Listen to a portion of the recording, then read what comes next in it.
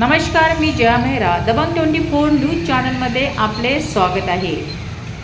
बिना नंबर ॲक्टिवावरून अवैध देशी दारू वाहतूक. गाडगेनगर पोलिसांची कारवाई. 2 जण ताब्यात. अमरावती पेट्रोलिंग दरम्यान मिळालेल्या माहितीनुसार पोलिसांनी सापळा रचून अवैधरित्या दारू वाहतूक करणाऱ्यावर कारवाई केली. या कारवाईत सुमारे 79,000 रुपयांचा मुद्देमाल जप्त करण्यात आला असून दोघांना ताब्यात घेण्यात आले आहे.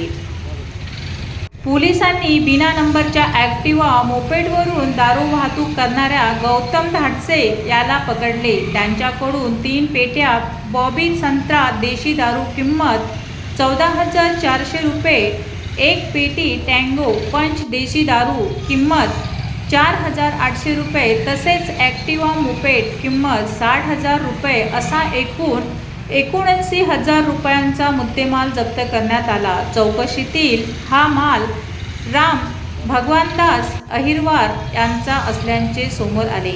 यानंतर पोलिसांनी राम अहिरवार यालाही ताब्यात घेतले असून गाडगेनगर पोलीस ठाणे येथे महाराष्ट्र दारूबंदी कायद्याच्या कलम 65 अंतर्गत गुन्हा दाखल करण्यात आला आहे. पुढील तपास सुरू आहे.